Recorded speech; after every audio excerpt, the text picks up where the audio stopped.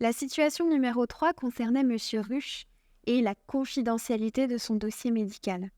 La femme de Monsieur Ruche vous adressait en effet une demande de copie d'accès, en tout cas déjà à son dossier médical. La réalité, c'est que Madame Ruche peut accéder seule au dossier médical de son mari uniquement si elle est mandatée par son mari. Par écrit, c'est un document écrit qu'elle doit présenter en plus de sa pièce d'identité. C'est une précision qu'on peut trouver dans le Code de la santé publique, article L1111-7. Si elle est mandatée, elle peut faire la demande également de la copie des éléments du dossier de son mari. Les copies sont réalisées sur place et les frais de reproduction et d'envoi sont à la charge du patient ou de sa famille. Si Madame Ruche est désignée comme personne de confiance de son mari, elle peut consulter son dossier médical en sa présence, avec son accord, et elle peut lui faire valider la demande de réalisation des copies de son dossier. Deuxième question,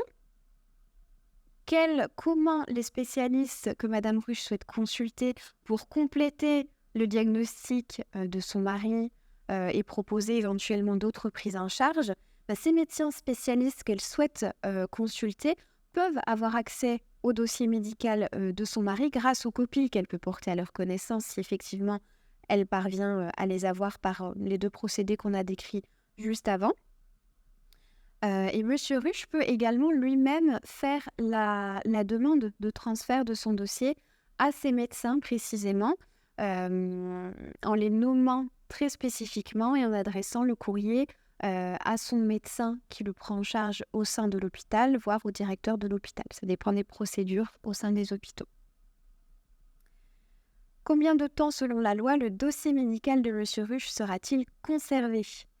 Eh bien, encore une fois, on se réfère au même article du Code de la santé publique qui concerne le dossier médical du patient, donc le R1112, cette fois -7.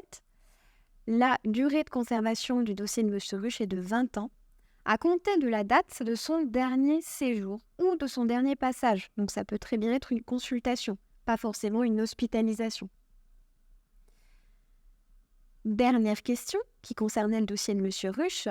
Dans quel cas la femme de M. Ruche est-elle autorisée à effectuer la demande de consultation de son mari en son nom ?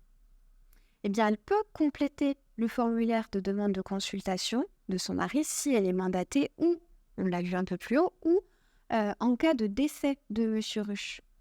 Il faut cependant vérifier que le patient ne s'y soit pas opposé, justement, avant son décès. Mais elle peut accéder au dossier de M. Ruche faisant partie des ayants droit.